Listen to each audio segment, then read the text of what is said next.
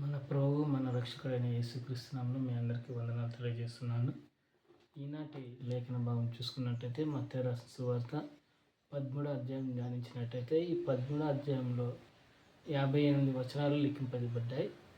ఈ 58 వచనాలు కూడా యేసుక్రీస్తు యొక్క రెండవ రాకడ గురించి, పరలోక రాజ్యం గురించి ఎక్కువగా తెలియజేస్తూ ఉన్నాయి. ముందుగా దేవుని యొక్క వాక్యంలో చూసుకున్నట్టయితే ఆయన విత్తనాల గురించి ఉపమానాల్ని బోధిస్తున్నాడు. విత్తనాలు విత్తుటకు పొలంలో విత్తనాలు నాటడానికి ఒక రైతు వెళ్ళినప్పుడు ఆ విత్తనాలన్నీ ఒకొచ్చేటప్పుడు దేవుడు కూడా ప్రభువారు ఉపమాన రీతిగా బోధిస్తూ ఉన్నాడు. విత్తనాల గురించి కొన్ని ఆ విత్తనాల్లో రోడ్డు పక్కన కొన్ని పడ్డాయి, కొన్ని లోతు లేని నేలలో కొన్ని పడ్డాయి, కొన్ని ముండ్ల కంపల్లో కొన్ని పడ్డాయి, కొన్ని మంచి నేలలో కొన్ని పడ్డాయి. రోడ్డు పక్కన పడిన ఆ విత్తనాలను ఆకాశ పక్షులు వచ్చి తినేసాయట. తర్వాత మన్ను లోతు లేనైన నేలలో పడిన విత్తనాలేమో కొద్దిగా మొలకెత్తిన వెంటనే ఎండకు అవి ఎండిపోయాయి. ముండ్ల కంచెల్లో పడిన విత్తనాలేమో అవి ముళ్ళు అణిచివేయినప్పుడు అవి అణిగిపోయి వాటిలో సారం లేక అవి కూడా వాడిపోయి ఎండిపోయినట్టుగా చూస్తున్నాం. కానీ మంచి నేలను పడిన విత్తనాలు అయితే 30 అంతులుగా, 60 అంతులుగా, 100 అంతులుగా అవి ఫలింపచేశాయి. మన జీవితకాలంలో కూడా ఈ లోకంలో మనం క్రీస్తు నమ్ముకోవడం ఈజీ, కానీ క్రీస్తు కొరకు జీవించడం కష్టం. క్రీస్తు మాదిరిగా మన హృదయం లేకపోతే సమస్తం వ్యర్థమే. అందుకే ప్రభు అంటాడు, నీ పూర్ణ హృదయంతో దేవుని ప్రేమించు, రెండవదిగా నిన్ను వల్ల నీ పొరుగు వారిని ప్రేమించమని. దేవుని యొక్క వాక్యం తెలియజేసిన ప్రకారం దేవుడు అంటున్నాడు, ఈ ప్రజలు కన్నులారా చూచి చెవులారా విని హృదయంతో గ్రహించు లేకపోతున్నారు. మీ గురించి యెషయా ప్రవక్త చెప్పినది సరే అని. అయితే అక్కడ శిష్యులను చూసి మీ కన్నులు చూచుచున్నవి కనుక అవి ధన్యము, మీ చెవులు వినొచ్చున్నవి కనుక అవి ధన్యమని చెప్తున్నాడు. కాబట్టి ఎప్పుడైనా కానీ విత్తువాని ఉపమానం దేవుని యొక్క వాక్యం తెలియజేస్తుంది. విత్తువాడు పరలోక రాజ్యపు తండ్రి అంట. కానీ రోడ్డు పక్కన విత్తనాలు క్రీస్తుని నమ్ముకొని తిరిగి లోకంలో కలిసిపోయేవారు. లోతు లేని పడిన విత్తనాలు ఎవరంటే క్రీస్తుని నమ్ముకొని కొద్ది కాలం క్రీస్తులో జీవించి తిరిగి లోకంలో కలిసిపోయి లోకంతో సహవాసము చేసేవారు.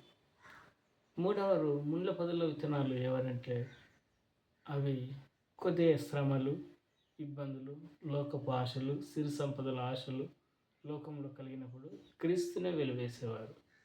కానీ 100 అంతలా ఫలింపచేసేవారు ఎవరంటే క్రీస్తును విశ్వసించి క్రీస్తు కొరకు నిందలైనా సరే, అపనిందలైనా సరే, శ్రమలైనా సరే ధైర్యంగా ఎదుర్కొనేవారు. అందుకే బైబిల్ తెలియజేస్తుంది, లోకంలో మీకు శ్రమ కలుగును, అయినను మీరు ధైర్యం తెచ్చుకున్నాడు. మన జీవితం ఈ ప్రయాణంలో మనం క్రీస్తు కొరకు మంచి నేలను పడిన విత్తనాలుగా మనం ఈ లోకంలో ఉండాలి. అంతే దేవుని యొక్క వాక్యం తెలియజేస్తుంది. మరొక ఉపమానం చెప్తున్నాడు, మన పంట చేలలో గోధుమ విత్తనాలు నాటినప్పుడు మనం గోధుమ విత్తనాలు మంచి నెలలో నాటేసి వస్తే కొన్ని రోజులకే దాని పక్కన గోధుమల వెంట గురుగులు వేస్తూ ఉన్నాయి. ఈ గురుగులు ఎవరు విత్తారంటే దుష్టుడు విత్తాడు. మనం మంచి పంట రావాలని మంచి నెలలో మంచి గోధుమ గింజలు నాటి వస్తే దాని పక్కనే గురుగులు లేస్తాయి. అప్పుడు పని వాళ్ళు వచ్చి యజమానితో చెప్తున్నారు, అయ్యా గురుగులు లేచాయి గోధుమల పంటలు అంటే యజమాని అంటున్నాడు, ఇప్పుడు వాటిని ఏమి చేయకండి, ఎందుకంటే అవి తీసి పరాయాలను తొక్కినప్పుడు బాగున్న పంట కూడా లాస్ అయిపోతుంది. అవి రెండింటినీ ఎదగనియండి, కోతకాలం మందు వాటిని మనము పెరికి వేసి అగ్నిలో కట్టెలు కట్టి అగ్నిలో కాల్చిపడేద్దాం.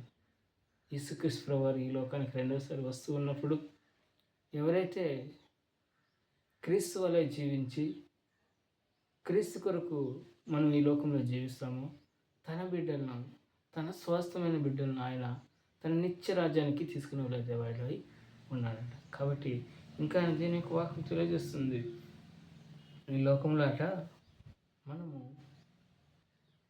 గోధుమ గింజల వలె జీవించాలి. గురువుల్లాగా మనము జీవించరాడు. ఎందుకంటే గోధుమ గింజలు మంచి నేలలో పడి మంచి పంటను ఫలాన్ని కోసుకుంటాయి. ఈ గురుగులు చూడడానికి అందంగా ఉంటాయి, కానీ అవి ఒకరోజు పెరికి వేయబడి ఎండివేయబడి అగ్ని చేత కాల్చబడతాయి. కాబట్టి పరలోక రాజ్యము మంచి ముత్యములను పోలి ఉన్నదంట. మంచి వర్తకును పోలి ఉన్నది.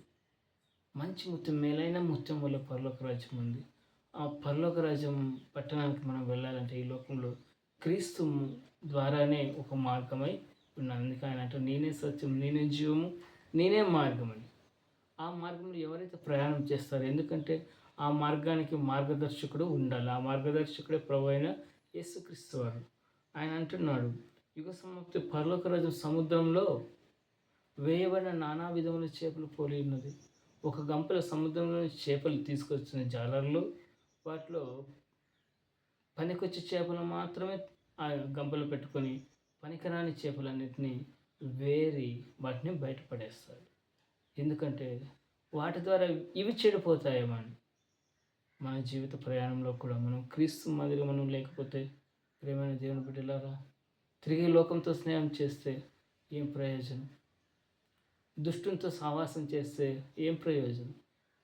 కాబట్టి పరిశుద్ధ గ్రంథంలో ప్రభు తెలియజేస్తున్నాడు, మీరు ఈ లోకాన్ని ప్రేమించుకుడి. ఈ లోకంలో ఉన్నదంతా శరీరాశి, నేత్రాశి, జీవపుటం అన్నాడు. కాబట్టి మనం క్రీస్తును ప్రేమించే వారమై ఉండాలి. అందుకే దేవుడు అంటున్నాడు, ఏమి చెప్తూ ఉన్నాడంటే, ఈ లోకం శాశ్వతమైనది కాదు. బీదవారిగా పుట్టిన, ధనవంతులుగా పుట్టిన, ఈ లోకయాత్ర ముగించాల్సింది మాత్రం ఖచ్చితం. ఎక్కడికి వెళ్తున్నాం? మరణించాడు లేదా వెళ్ళిపోయాడు అంటున్నాం. వెళ్ళిపోయాడు, ఎక్కడికి వెళ్తూ ఉన్నాం? మనిషి తన జ్ఞానం చేత మనిషి ఏమనుకుంటున్నాడంటే, నాకు సిరి సంపదలు ఉంటే చాలు, నాకు ఆస్తిపాస్తులు ఉంటే చాలు, నాకు వస్తు వాహనములు ఉంటే చాలు అనుకుంటున్నాడు. కానీ పరిశుద్ధ గ్రంథం తెలియజేస్తుంది, నీ హృదయంలో దేవుడు లేకపోతే, నీ హృదయంలో దేవుని ప్రేమ లేకపోతే మనం ఎంత ఈ లోకంలో జీవించినా వ్యర్థమేనట. అందుకే ఈ లోకంలో ఎంతోమంది మహానుభావులు పుట్టారు, మరణించారు. కానీ యేసుక్రీస్తు గురించి ఈ ప్రపంచమంతా ఎందుకు పరిశోధన చేస్తుందంటే, అన్వేషిస్తూ ఉందంటే, ఎక్కువ మంది ఎందుకు క్రీస్తు ప్రభు వారిని ఆరాధిస్తున్నారంటే, ఆయనలో సత్యం ఉంది, ఆయనలో జీవం ఉంది. ఆయన జననం పవిత్రమైనది, ఆయన జీవితం కూడా పవిత్రమైనది. ఆయన జీవించిన 33.5 సంవత్సరాల జీవితం కూడా పవిత్రమైనది. ఆయన మరణం కూడా ప్రాయశ్చిత్తమైనది.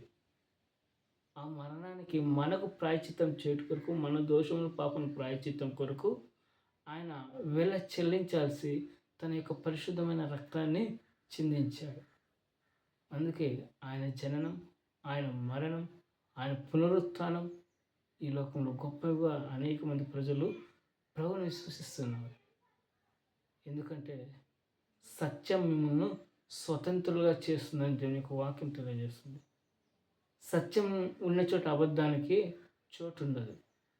ఈ లోకంలో తల్లి గర్భంలో మనం జన్మిస్తాము అనేది ఎంత సత్యమైనదో, ఈ లోకయాత్ర ముగించిన తర్వాత మన ఆత్మ, దేవుడిచ్చిన ఆత్మ దేవుని దగ్గరికి వెళ్తుంది అనేది కూడా అంతే సత్యమైనది.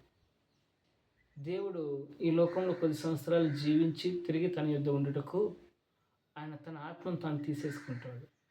ఈ మట్టితో, ఆదాముతో మట్టితో చేయబడిన ఈ శరీరం మట్టిలోకి వెళ్ళిపోతుంది. దేవుడిచ్చిన ఆత్మ మాత్రం దేవుని యొద్దకు వెళ్ళిపోతుంది. కానీ ఆ ఆత్మ ఈ భూలోకంలో శరీరంతో చేరి ఏ ఏ పనులు చేసిందో వాటిని అన్నిటిని మోసుకొని పోతుందంట.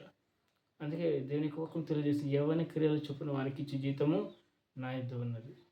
అందుకే ప్రియమైన దేవుని బిడ్డలారా, మంచి విత్తనముల వలె, మంచి క్వాలిటీ కలిగిన విత్తనాల వలె అవి భూమిలో పడిన తర్వాత అవి మొలకెత్తుతాయి, నాటుకుంటాయి. మంచి వేర్ల నుంచి మంచి వృక్షం బయటకు వస్తుంది. ఆ వృక్షంలో నుంచి మంచి పువ్వులు, కాయలు, మంచి ఫలములు వస్తాయి. ఎందుకంటే మంచి ఫలింపిన ప్రతి చెట్టు నరకబడి అగ్నిలో వేయబడుతుందంట. మన నిజ జీవితంలో కూడా క్రీస్తు వలె ఈ లోకంలో ఫలించినట్టయితే, క్రీస్తు వలె మనం ఈ లోకంలో జీవించినట్టయితే, క్రీస్తు ప్రేమను ఇతరులకు చూపించినట్టయితే, దేవుని యొక్క వాక్యం తెలియజేస్తుంది, నేను లోకానికి వెలుగై ఉన్నాను. ఆ వెలుగు మనతో ఉంటే మన జీవితం కూడా వెలుగుమయమై ఉండాలి. కాబట్టి దేవుని యొక్క వాక్యం తెలియజేస్తుంది, పరలోక రాజ్యం మంచి వర్తకంతో పోలి ఉన్నదంట. పరలోక రాజ్యం మంచి ముత్యములతో పోలి ఉన్నది. పరలోక రాజ్యం మన కొరకు సిద్ధపరచబడి ఉన్నది. ఆయన ఈ లోకానికి వచ్చాడు, లోకంలో జీవించాడు, సిలువలో ప్రాణం పెట్టాడు, సమాధి చేయబడ్డాడు, 3వ దినం నా సమాధిని గెలిచి తిరిగి మృత్యుంజయుడిగా లేచాడు, 40 దినములు తిరిగి మరణించి లేచిన తర్వాత 40 రోజులు ఈ లోకంలో జీవించాడు. తర్వాత పరలోక రాజ్యానికి ఆరోహణమయ్యాడు.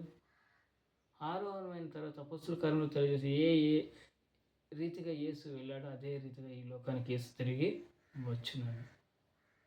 ఎందుకంటే ఆకాశం గతించిపోను, భూమి గతించిపోవును, కానీ నా మాటలు ఎంత మాత్రం గతించిపోను దేవుని యొక్క వాక్యం తెలియజేస్తుంది. కాబట్టి 13వ అధ్యాయంలో విత్తనం గురించి ఉపమానము రాయబడి ఉన్నది, మంచి విత్తనాల గురించి రాయబడి ఉన్నది, దేవుని యొక్క 2వ రాకడ గురించి రాయబడి ఉన్నది. కాబట్టి ప్రియమైన దేవుని బిడ్డలారా, ఆయన కొరకు ఎదురు చూసి నిరీక్షించే బిడ్డల వల్ల మనం ఈ లోకంలో జీవించినట్టయితే మనము మంచి ఫలములు ఫలించే చెట్లులాగా ఉంటుంది. మంచి చెట్టు అని ఎలా చెప్తుందంటే దాని యొక్క ఫలం వలన అది మంచి చెట్టు అని చెప్పబడుతుంది. ఎందుకంటే ఆ ఫలం ఆ చెట్టునంతా కూడా ఆధారం చేసుకుని ఉంటుంది. కాబట్టి ఆ ఫలం వల్లే మనం ఈ లోకంలో జీవిద్దాం. ఈ మాటలు దేవుడి వెనుకల్లో మిమ్మల్ని మీ కుటుంబాలను దీవించి ఆశీర్వదించును గాక. ఆమేన్.